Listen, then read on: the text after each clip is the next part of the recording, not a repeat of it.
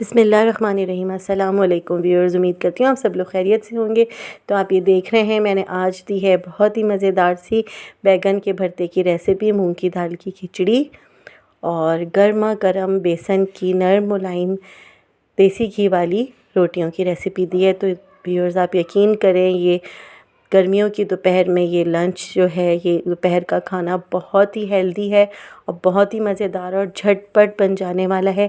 मैंने लस्सी, ज़ीरे वाली लस्सी की भी रेसिपी दी है। ये नहायत हाजिम होती है और बहुत ही तक़वियत देती है गर्म मौसम में। तो आप ये देखें, शुरू से आखिर तक मेरी इस रेसिपी को फॉलो करेंगे तो आपके पास बहुत अच्छे से रिज़ल्ट्स आएंगे। तो इतनी ज़्यादा नरम मुलायम गर्मा गर्म बेसन की रोटी और बैगन का भरता अगर आप अपने घर वालों को बना कर देंगे तो यकीन करें कि सारे घर वाले आपकी तारीफ़ करते नहीं थकेंगे। तो नहायत हेल्दी, रीज़नेबल और झटपट बन जाने वाली ये सारी रेसिपी है। तो आप ये देखें, मैंने इसके साथ बनाया है मीठा दही, जो बहुत ही मज़े का लगता है बेसन की रोटी के साथ। तो चलिए आइए रेसिपी बनाना स्टार्ट करते हैं। ये मैंने लिए हैं 1 पाव बैगन। तो ये 4 बैगन हैं, इनको मैंने तवे के ऊपर सेकने के लिए रख दिया। अक्सर लोग इसको आग के ऊपर भी सेकते हैं, लेकिन मैंने तवे पे रखा है। तो जब तक बैगन सेके हम बेसन का आटा गूँध लेते हैं। तो ये मैंने फुल कप भरकर बेसन लिया है और हाफ़ कप मैंने गेहूं का आटा लिया है। गेहूं का आटा व्यूअर्स मैंने इसलिए लिया है कि ये बाइंडिंग में मदद देता है और एक बहुत अच्छा सा टेस्ट आ जाता है और गूंद भी आसानी के साथ जाता है। हाफ़ टी स्पून ज़ीरा, हाफ़ टी स्पून अजवाइन, हाफ़ टी स्पून नमक, हाफ़ टी स्पून हल्दी और हाफ़ टी स्पून ही मैंने लिया है लाल मिर्च का। तो ये सारी चीज़ें आपने डाल देनी है आटे में और अच्छे से हाथों की मदद से इसको मिक्स कर लेना है।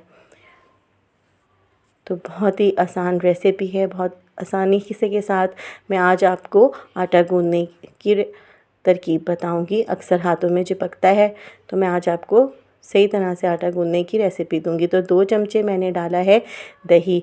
दही मैंने इसलिए डाला है कि इससे बेसन की रोटी में एक बहुत ही मज़ेदार सा फ्लेवर आ जाता है। और अब मैं इसके अंदर डालूँगी हरा धनिया।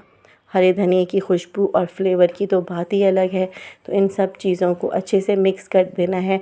दही डालने की एक और वजह ये है कि इससे बेसन की रोटी नहायत मुलायम बनती है और बहुत ही अच्छा सा एक फ्लेवर आ जाता है। तो ये देखिए व्यूअर्स, मेरे हाथों पर आटा चिपक रहा है, तो मैंने इसमें थोड़ी सी खुशकी लगाई है और मसल के अपने हाथ को अच्छे से फ्रेश कर लिया, यानी साफ़ कर लिया। फ्रेश हाथ की मदद से दोबारा से मुक्की लगाइए। तो ये देखिए आटा आपके हाथों पे नहीं चिपकेगा। मैंने थोड़ा सा इसके अंदर ऑयल डाला है और इसकी को एक दफ़ा फिर मुक्की लगाइए ऑयल डालकर। अब मैं अच्छे से इसको समेट रही हूँ। तो ये देखिए कितनी आसानी के साथ में आटा गूँध गया और अब हाथों पे भी नहीं चिपक रहा। इसको आप थोड़ी सी देर के लिए रेस्ट पर एक तरफ रख दें जब तक और चीज़ें रेडी करें। तो ये देखिए मैंने 1 कप लिया था चावलों का और हाफ़ कप लिया था मूंग की दाल का। इसको मैंने अच्छी तरह से मल के धोया और आधे घंटे से भिगोया हुआ है। पतीली में मैंने मीडियम प्याज डाली है, 2 सर्विंग स्पून ऑयल के डालें। अब मैं डाल रही हूँ उसमें मोटी कटी हुई हरी मिर्चें। तो इनको अच्छे से आप भूनें और थोड़ा सा ज़ीरा डालें। तो व्यूअर्स बहुत अच्छी सी खुशबू आ रही है। तो ये देखिए मैं एक टुकड़ा डाल रही हूँ दालचीनी का, जो अक्सर हम लोग चावलों की रेसिपी में डालते हैं। 2 टीस्पून मैंने डाले हैं पिसरे हुए अदरक लहसुन के और अब इनको आपको अच्छे से फ्राई करना है, भूनना है।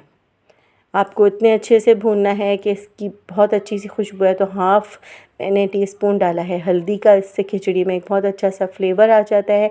और हाफ़ टी स्पून ही मैंने नमक का डाला है। नमक आप हस्बे ज़ायक़ा, हस्बे ज़रूरत ले सकते हैं। इन सारे मसालों को आपको अच्छे से ऑयल में भूनना है। जब अच्छे से खुशबू आने लगे, मसाला भुन जाए, तो आप भीगी हुई खिचड़ी पतीली के अंदर डाल दें और जिस कप में मैंने देखें भी खिचड़ी भिगोई थी, वही कप मैंने भर के डाल दिया है पतीली में। एक जोश आने तक आपको पकाना है और फिर मैंने हल्की आंच करके दम पर खिचड़ी रख दी है। तो व्यूअर्स ये देखिए, बैगन मैंने ठंडे करने के लिए रखे थे। बैगन अच्छे से सिक गए तवे पे। अब इनके आप छिलके अच्छे से उतार दें। देखिए कितनी आसानी के साथ में छिलके उतर रहे हैं। तो बैगन का भरता बहुत ही मज़े का बनता है और ये मेरी फेवरेट डिश है। तो ये मैंने डाला है 2 सर्विंग स्पून दही, और अब मैंने हाफ़ टी स्पून लाल मिर्चें, हाफ़ टी स्पून नमक, हाफ़ टी स्पून हल्दी, और थोड़ा सा मैंने इसके अंदर डाला है चाट का मसाला। हाफ़ टी स्पून तकरीबन चाट का मसाला डाला है, हरा धनिया डाला है। तो ये देखिए अच्छे से खिचड़ी भी दम पर आ गई है। अब मैं लगाऊंगी बैगन के भरते में तड़का, यानी कि आपको बैगन का भरता भूनना है। मैंने इसमें लिया है मेथी दाना, ज़ीरा और कड़ी पत्ता और गोल मिर्च। आप ये देख रहे हैं, इनको मैं अच्छे से फ्राई कर रही हूँ। इनको अच्छे से ऑयल में फ्राई करना है ताकि ये अपना फ्लेवर ऑयल के अंदर रिलीज़ करें, और इससे बहुत अच्छा सा एक फ़्लेवर आता है।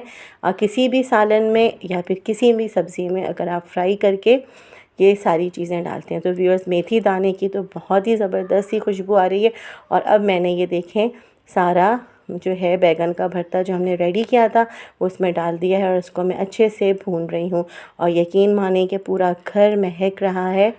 तो बहुत ही मज़ेदार सा, बहुत ही इजी, झटपट तैयार हो जाने वाला बैगन का भरता ऑलमोस्ट रेडी हो गया है। तो अब मैं बनाऊंगी इस सारे मेन्यू के साथ मीठा दही। और मीठा दही बहुत ही मज़े का लगता है बेसन की रोटी के साथ। तो मैंने लिए हैं 3 से 4 टेबल स्पून दही के। आप ये देखें, एक प्याले में दही के आप डालें ये सारे टेबल स्पून्स, और जितना भी आपको दही यूज़ करना है आप ले सकते हैं। अब इसमें आप अच्छी सी चीनी डालें। मैंने 4 से 5 चमचे डालें। आप चाहें तो आप ज़्यादा चीनी भी डाल सकते हैं अगर आपको ज़्यादा मीठा पसंद है। और अच्छे से इसको फेंट लेंगे। मैंने बलाई वाला दही लिया, आपने देखा होगा, आपको इसमें बलाई नज़र आ रही होगी। तो ये बहुत मज़ेदार सा दही रेडी होता है दोपहर, गर्मियों की दोपहर में तो और भी ज़्यादा मज़े का लगता है। इस पर मैंने थोड़ा सा हरा धनिया गार्निश कर दिया। अब जो दही बचा है, तकरीबन ये 2 टेबल स्पून दही है। मैंने ज़ीरा लिया है, हाफ़ टी स्पून नमक डाला है, और 1 टीस्पून मैंने डाली है चीनी। तो व्यूअर्स, मैं ये बनाने लगी हूँ लस्सी, नहायत आज़िम लस्सी। थोड़ा सा मैंने 2 चुटकी धनिया भी डाल दिया और अच्छे से इसको मैंने कूट लिया। मैं इन सारी चीज़ों को डाल रही हूँ ब्लेंडर में। और जो बचा था दही 2 से 3 खाने के चमचे वो मैंने डाल दिया था। अब मैं इसमें डालूँगी ठंडा पानी, उसको अच्छे से ब्लेंड कर लेना है। तो ये देखिए कितना अच्छा सा आटा रेडी हो गया है, और ये कितना अच्छा सा गूंदा है, और आराम से देखिए मैंने पेड़ा बना लिया है। अब आप छोटे छोटे से पेड़े बनाकर गोल गोल सी रोटियां बेल लें। तो व्यूअर्स, आप ये देखें कितनी आसानी के साथ में रोटियां बेल रही हैं। अक्सर लोग शिकायत करते हैं कि बेसन का आटा नहीं गूंथता, गूंथते हुए बहुत ही दिक्कत होती है। तो अगर आप मेरी इस रेसिपी के साथ में आटा गूंदेंगी तो बहुत ही अच्छा रिज़ल्ट आएगा। और ये आपके सामने है कि कितनी अच्छी सी रोटी बिल के रेडी हो गई है। तवा मैंने पहले से ही गरम करके रख दिया है। व्यूअर्स, ठंडे तवे पे आप रोटी डालेंगी तो रोटी सख्त हो जाएगी। आपको गरम तवे पे रोटी डालनी है और गरम तवे पर ही सेकनी है। इससे ये होगा कि रोटी मुलायम रहेगी। तो आप रोटी को अच्छे से दबा दबा के सेकें, कपड़े की मदद से या लकड़ी के चमचे की मदद से आप अच्छे से रोटी को सेक लें। तो आप रोटी को प्लेट में निकाल लें सेक के, और ऊपर लगाएं अच्छा सा देसी घी। आप चाहें तो ऑलिव ऑयल भी लगा सकते हैं। इसी तरह से आप दूसरी रोटी को सेकें अच्छे से, लकड़ी के चमचे की मदद से दबा दबा के, ताकि अच्छे से अंदर तक से सिक जाए और कच्चापन ना रहे। और तवा आप तेज़ ही रखें ताकि रोटी सख्त ना होने पाए।